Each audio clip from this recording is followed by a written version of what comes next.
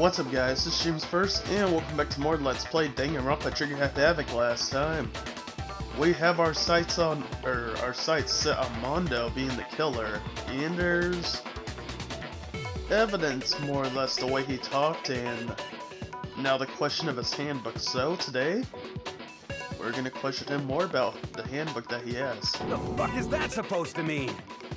The broken handbook that was in the main hall. Isn't that one actually yours? What the heck are you talking about? What I mean is, I think Mondo swapped his handbook out for one that actually works. I think he took Leon's handbook and replaced it with his own. After all, Monokuma said himself that Leon's handbook never should have broken. That's right! The punishment it suffered wasn't nearly enough to destroy it. So then, the broken handbook in the main hall is actually Mondo's. Which would mean that the handbook Mondo has right now is actually Leon's, yes? But doesn't that violate the school regulation that says loaning out your handbook is prohibited? Well, here's how I look at it. There is a rule about loaning your handbook to another student, but if they're dead, they're not a student. It's kind of a gray area, I admit. But no worries. If anything, it just makes things more interesting. As such, I decree that exchanging handbooks with a corpse is not a violation of the rules. Well, Mondo, if I'm wrong about this, you're welcome to say so. I'm happy to admit I made a mistake, but... Son of a bitch. What's wrong, bro? Come on, tell him he's wrong. You are wrong. You have to be wrong. Everything you just said is wrong. You made it all up. Okay, then why don't we look back on this case one more time, from the beginning? That way, everything will become clear, and we'll all see if I was right or wrong. Closing argument already, okay. Let's see. Oh wait, how was it? Oh, left, okay, alright. Still getting used to this version aside from the PS4 version. Okay, that should go there.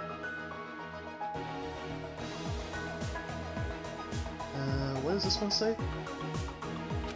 Oh, handbook, okay.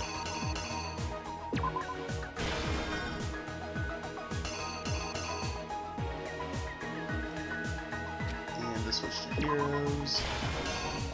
Go in this boys' locker room.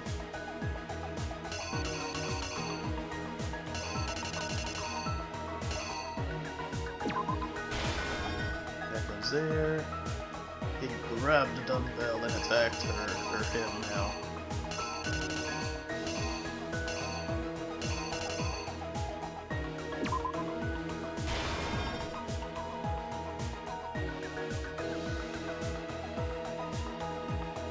Let's see. That was a poster as well. And those girls, of course.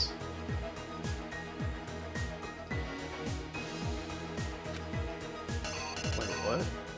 Oh, poster again, okay. Let's see, this was obviously this.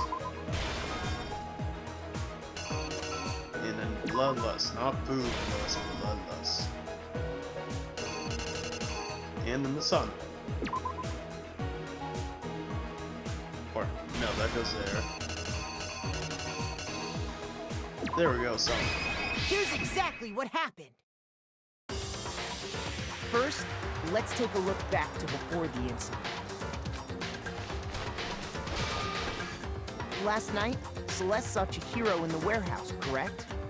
At the time, she was apparently stuffing something into a duffel bag.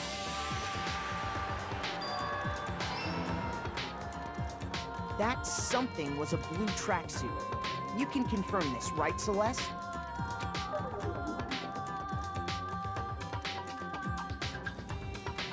With bag in hand, Chihiro headed out, even though it was officially nighttime. She made her way to the locker room, specifically the boys' locker room. But how could the victim, who is apparently a girl, access the boys' locker room.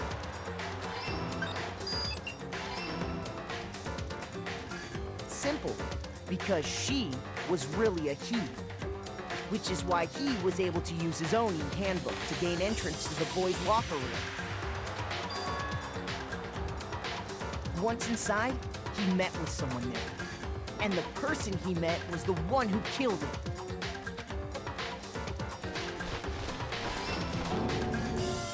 It seems likely that the killer grabbed the nearby dumbbell, approached the unsuspecting Chihiro,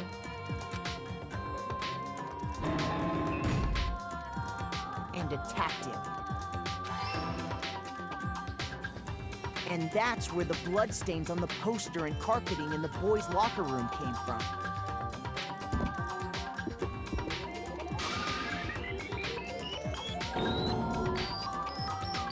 It was likely in the heat of the moment. The body was arranged, but the murder itself felt unplanned.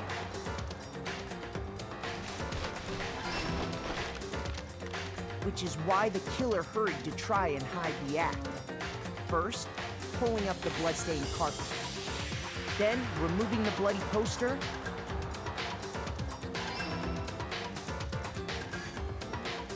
And finally carrying the corpse into the girls' locker room. A girl's handbook was necessary to get into the locker room, of course. But this alone doesn't prove that the killer was necessarily a girl.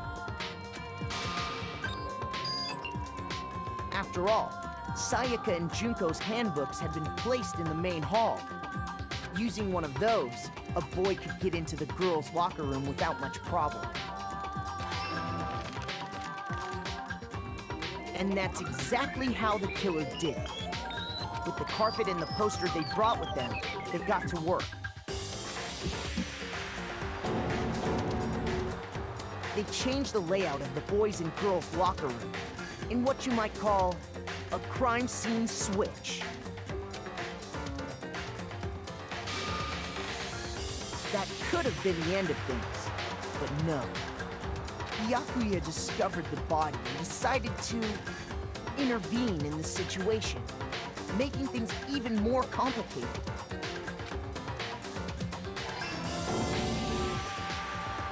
So, after stumbling on the crime scene, he went and grabbed the extension cord from the library, and then he got to work. He used the cord to string up Chihiro's lifeless body.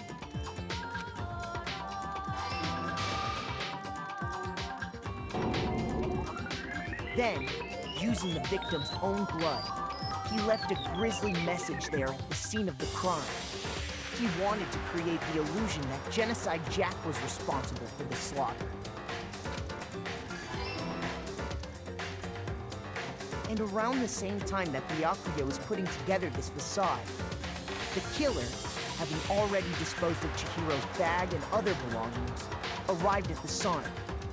There, they planned to destroy the last piece of evidence, Chihiro's handbook.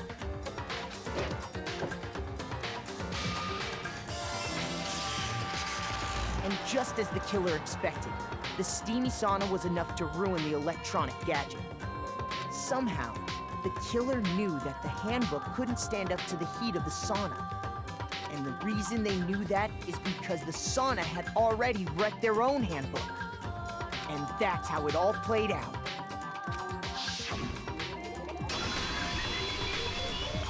Isn't that right, Mondo Arata?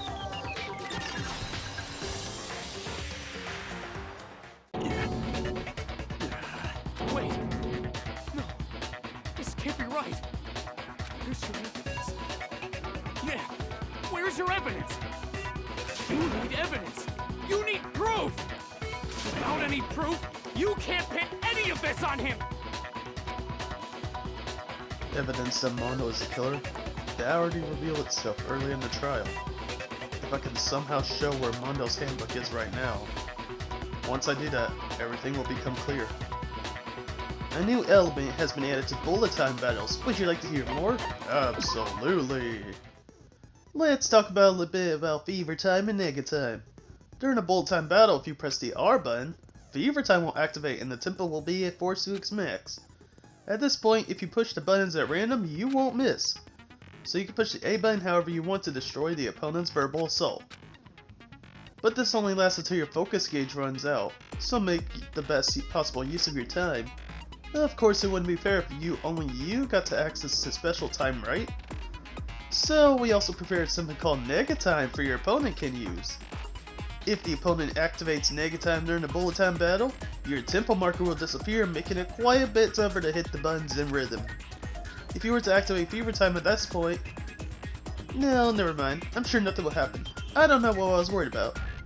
Unsurprisingly, if your action difficulty is set to gentle, the opponent won't use Nega Time. Well then, good luck and have fun!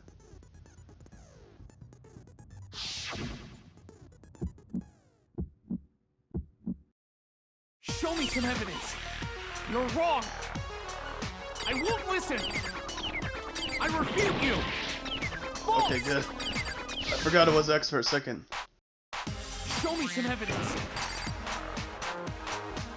I won't listen. Let's try out I triple purple refuse to instead. vote. Show me some evidence. You're wrong. I won't listen. I refute you. False. Man, I'm getting the simple down Show pretty me some good. evidence. And he's almost down. Show me some evidence. I'm sorry, This should Taka. prove it.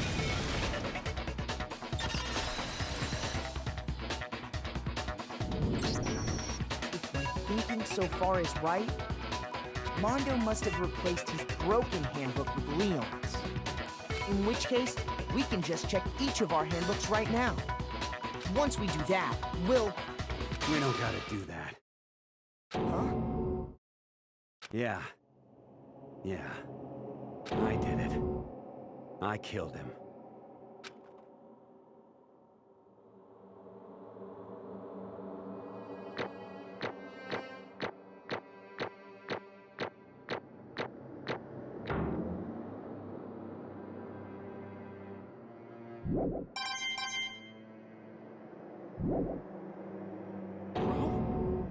Bro, what are you saying? I got no choice, man. After hearing all that, I gotta just... give up. Go ahead, Monokuma. Get it over with. Ask for the goddamn verdict. Roger that. Wait! Hold on! No waiting, no holding on. Time for the moment we've all been waiting for. Grab your lever and give it a yank! Who will you elect as the Blackened this time around? Will you make the right choice or the dreadfully wrong one? What's it gonna be? What's it gonna be?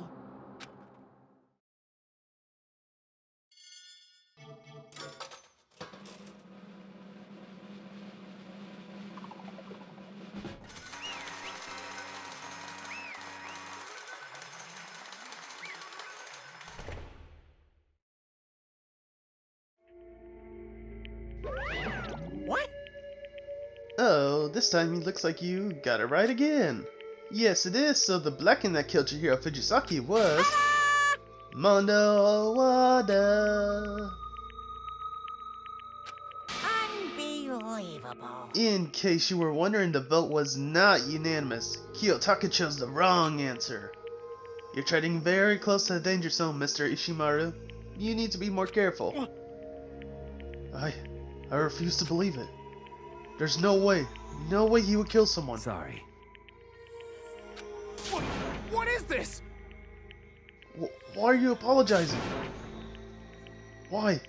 Why? Why? Why did you do it? Now then. Well, it looks like Mondo's taking a vow of silence, so allow me to explain on his behalf. Actually, The story of the murder this time is the sad story of two men. Oh, but for anyone who doesn't really want to hear it, you can hit the B button for fast forward text.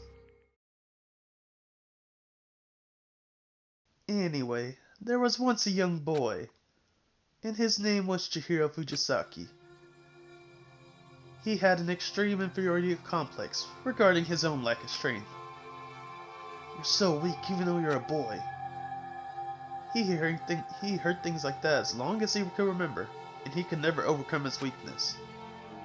On the contrary, he decided to hide and buried himself further and further into that weakness, to take on the fragile form of a petite young girl. He had chosen that as his way out. Now nobody will be able to say anything about it, even though you're a boy. But no matter how tightly he wrapped up in that shell, the inferiority complex had already taken root deep inside of him, and he was not so easily weeded out. As it turned out, the shell was completely empty. The complex didn't disappear.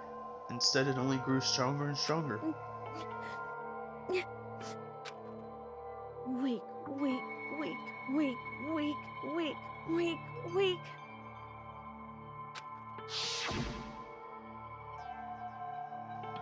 Once the killing game has begun here at the school, he had no choice but to accept this fact. After all, this is survival of the fittest. If you're not strong, you don't survive. And then the lovely and hateful Monokuma announced the revealing of the embarrassing secrets, which of course included Chihiro's embarrassing secrets, which I was more than willing to divulge. Even though he dresses like a girl, Chihiro is actually a boy. Hey,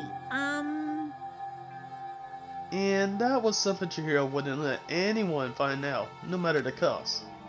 If that was real, it would be an end. The hardened shell would crack, and the armor would fall away. Without a doubt, those around him would torture him more than ever before. Everyone figured that being thrust into such a dilemma must have sent him spiraling into despair. what? I'm sorry. But...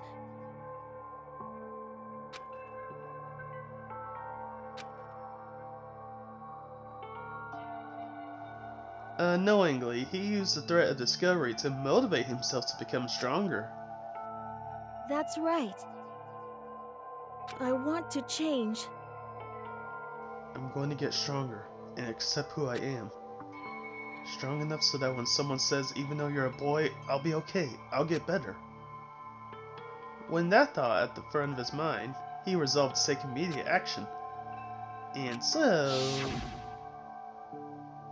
that day he made a commitment to begin exercising. He was prepared to retrain his body and mind. Oh, backwards, but sadly, that'll be the first and only chance he would get at it. Hey, When he decided to start exercising, he thought it would be good to ask for someone's help. But he wanted to tell that person his secret first, and then ask them to help him from there. And the person he went to was... Yeah, that's right. It was me. Yep, it sure was. The biker gang fella had been painfully clear about how important his manly promises were. So Chihiro probably figured that even if he confided in Mondo, his honor would make him keep the secret. uh-huh. Plus, Mr. Macho Mondo was the very symbol of a strong man that Chihiro always aspired to be.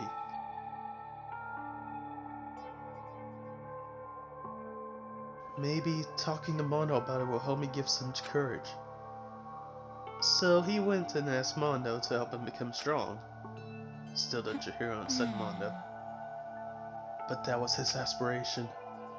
And he thought that only with Mondo's support would he ever be able to come close to that. Correct. So then that's why Mondo did what he did, to keep the promise he made to Chihiro. Huh? Did he what?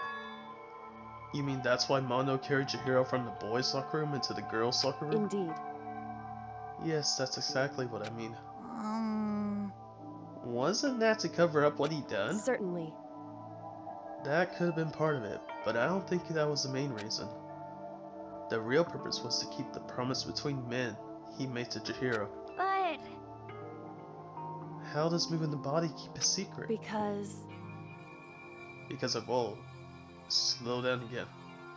because if everyone knew he'd been killed in the boys' locker room, then everyone would have been arguing about how she got into the boys' locker room, right? Once I started up, at least a few of us would have immediately begun to suspect his identity, so he tried to protect Chihiro's secret by putting him in the girls' locker room and stealing his handbook, see?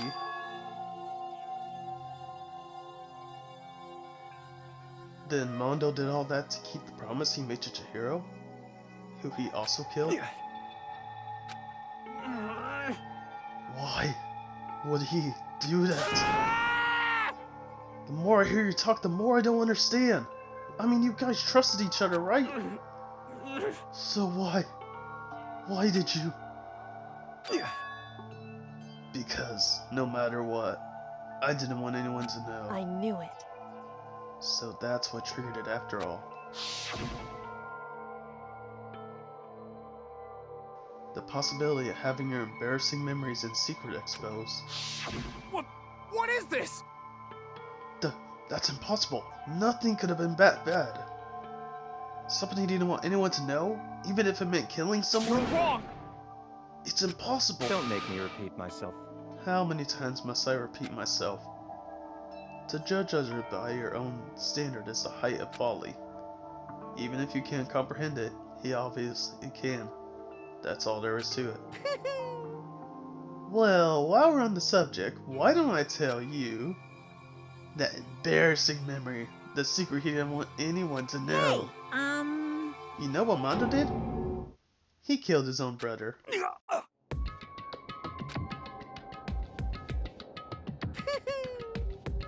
Mondo, the ultimate Bakugan leader, made all the hoodlums and riffraff across the country tremble. But the only reason he had a chance to join a gang in the first place was because of a certain someone. Mondo's older brother's name was Daya. Mondo had nothing but respect for him. It's because of Daya that Mondo ever got on a motorcycle. Mondo's brother was his only family growing up. He was the only one Mondo could trust, or respect. He wanted to measure up to his big brother, so he imitated him in everything he did. Mondo was the epitome of the starry-eyed kid brother. Meanwhile, the charismatic older brother had to put together a local motorcycle gang. And before anyone knew it, it had grown into the biggest biker gang in the country. Daya, the older brother, #1 in the gang, and his #2, his younger brother Mondo. In the beginning, everything was peaches and gravy. But when Mondo started thinking about how he would have to take over the gang from his brother someday, his brother's greatness, his reputation, began to gnaw on Mondo's very soul. The kid's gonna take over for Daya, huh? Daya created this game with his bare hands, and Mondo's just along for the ride. Can someone like him, like that, really be our leader? All that do is make the gang look bad. Almost every day, Mondo heard the gossip and whispers of the other members of the gang. Which is why... I gotta get stronger. Stronger than Daya. Once. Just one time. No matter what, I gotta Don't win. fuck with me. I don't care what it takes. I gotta come out on top. And on the night of his amazing brother's retirement ceremony, Mondo challenged him to a street race. But during that race, tragedy struck. The kid brother pushed ahead with reckless abandon, eager for victory, and dashed into oncoming traffic. But suddenly...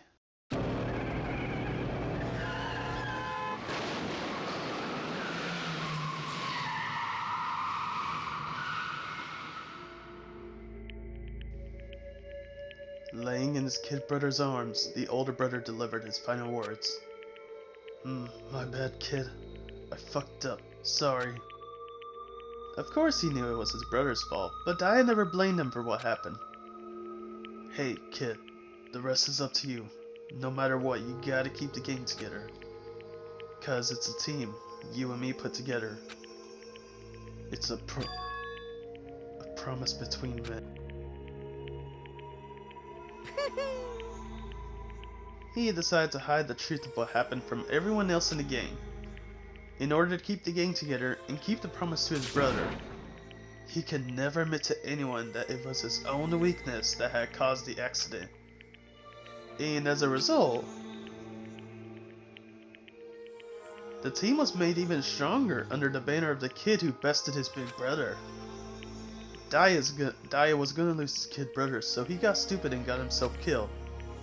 That became the explanation for what happened. Mondo's lie became the truth. He wanted to lead the team so bad he was willing to tell all kinds of lies about his brother. I just...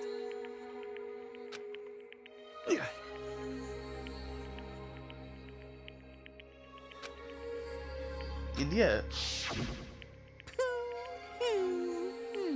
as soon as our killing game began, he realized, no matter how tough he prepared to be, he was just another weakling that could die in an instant. And then the embarrassing secrets. Mondo killed his own older brother. No matter what, I couldn't let the other gang members find out. If that happened, everything would have been ruined. Everything me and my brother had worked to create would have been destroyed. His death, all the guilt I've been carrying around, it all would have been for nothing. So that's why... Mondo. After I saw what Monokuma had on me, my head filled up with all kinds of fuzzy uneasiness and just started swirling around. I never felt anything like it before. I just... I didn't know what to do about it.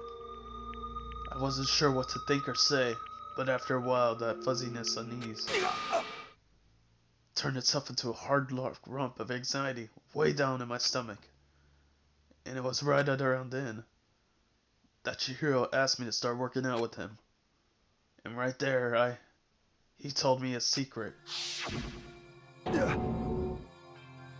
Seriously? Jesus. I'm sorry. Yeah, sorry I lied to you. But why? Why now? Why are you telling me all this? Huh? Cause I mean, you kept that secret all this time, right? If everyone found out, you would... But You're right, but... I want to change. I wrap myself in lies. I'm weak. I want to destroy that version of me forever. His words were like a knife in my gut. I felt like he was exposing the lie I've been living myself. I have to change. I don't want to be weak anymore. You're so strong. It can't hurt you, right? Whatever secret Monokuma might tell us. You piece of... So what? You're saying I should just say it? What? What? You're saying if I really am, I should just be able to tell everyone my secret? Huh? I was jealous. I was jealous of Chihiro's strength. He had the strength to face his own weakness, to try and overcome it. It was the kind of strength I never had. So I was jealous of it. And that jealousy... What? Are What? you making fun of me? I'm strong? Are you fucking with me right now? No! I'm not making fun of you. You really are strong, Mondo.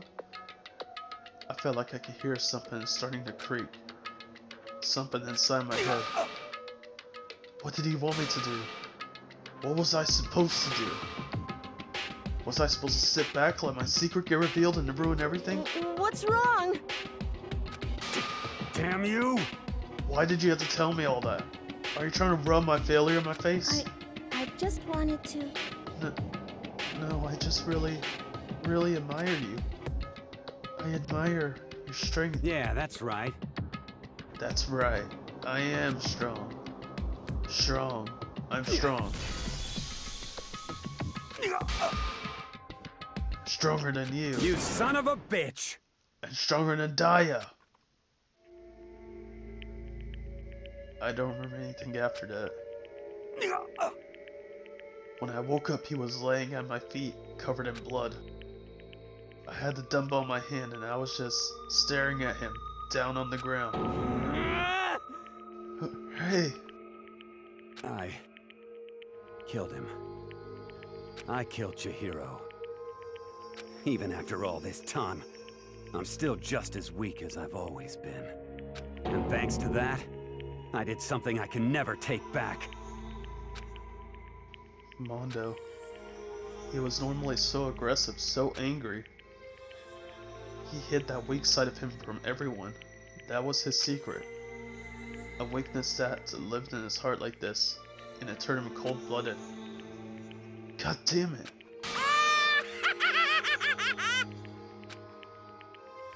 Look at him, you see? You're all just like him. For a secret from the past, for a memory.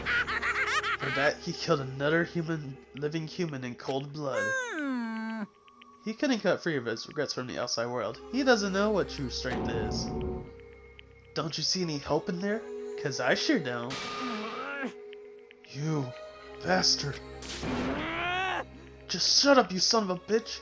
Go ahead and say that again. I dare you. Yep. Okay, I'll say it as many times as I want. Is what I want to say, but unfortunately I can't do that right now. Because the time for punishing is fast approaching. Punishing? It can't be. You mean execution? Well now, well now, well now, well now. That's what I promised you, right? The blackened that disturbs the peace will be punished. Ridiculous. Huh, hold on. Now then, I've prepared a very special punishment. For Mondo Hawada, the ultimate biker gang leader. Let's give it everything we've got. It's punishment time!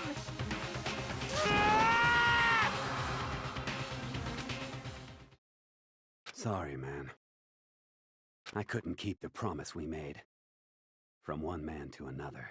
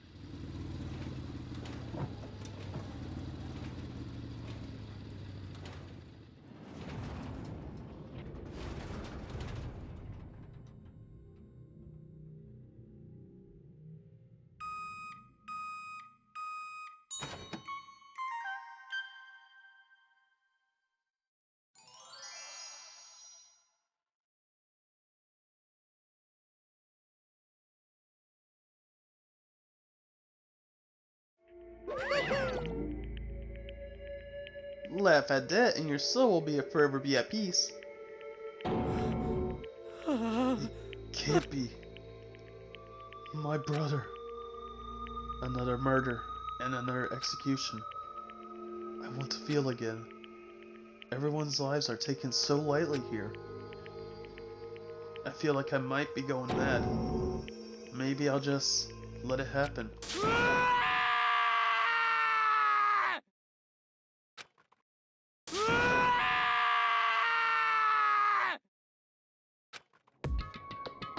As Taka's sad scream invaded our skulls, we were each forced to realize once again.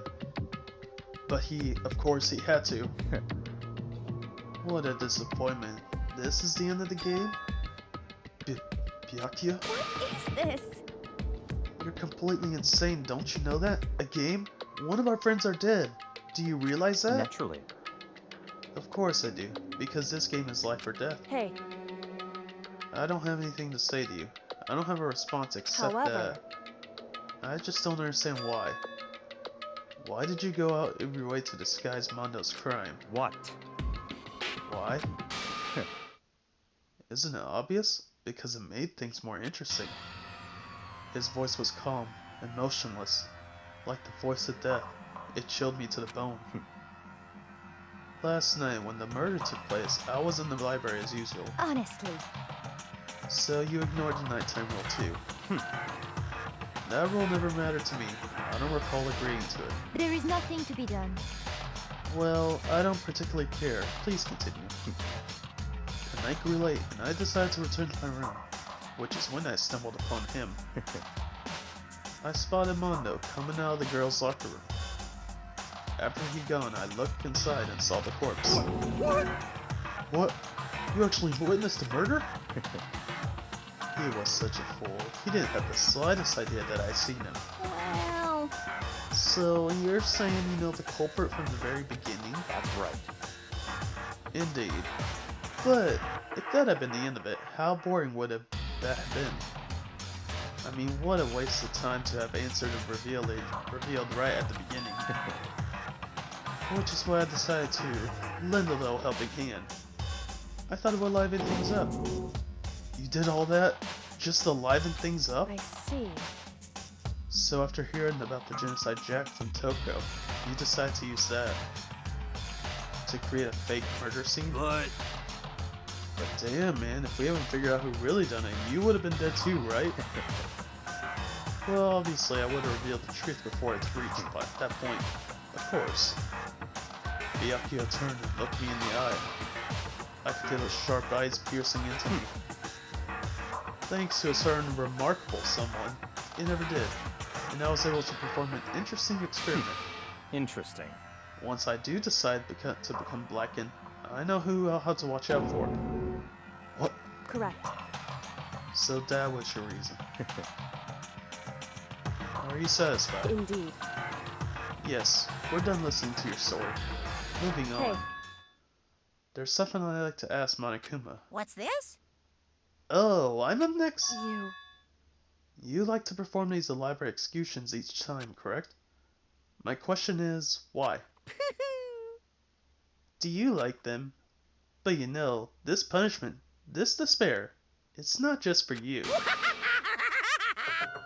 All this punishment, all this despair, is my gift to mankind itself. What? You're over-exaggerating. I am not over-exaggerating. These punishments are meant to transform all hope into despair. Damn. What do you mean? Me? Mean? What the heck? Mean. Damn it! Good grief, I don't understand why you have to pick apart every stupid little thing. Whatever, it doesn't matter. In the end, I'm gonna stand alone as the victor, and everything will be revealed to me. Ooh, how exciting! Ah, the noble son of a noble family. Truly, you understand me. Woohoo, I think this is the start of a terrifying friendship. Shut up. I will never stoop to the level of a childish criminal like you. Let me just say this. After I achieve complete victory, you're up next. I'm gonna find you and kill you, understand? In the name of my family. In the name of the Tokame family, for which victory is a foregone conclusion. You're getting all riled up! Oh, so cool. It's like they're your main character of a video game or something. No trash mob for you. I swear, whatever it takes, I will kill you. Temper, it sounds like someone's need a nap.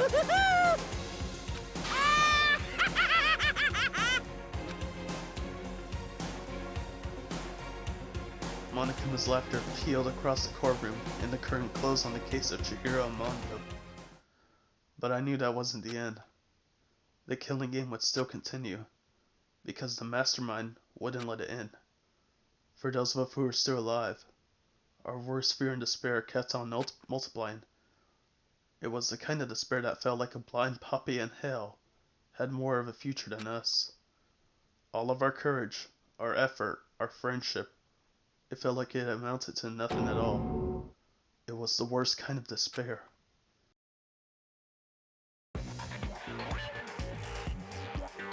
Well, anyway, like I was saying, this is a pretty good spot. Yeah, a really good spot. Anyway, isn't it amazing how that girl went and killed someone before things even had a chance to get boring? Once things really get moving, it'll be like a roller coaster. There won't be any stopping it. Fear and despair charge forward at a speed nothing can hope to match. But I must admit, I'm disappointed.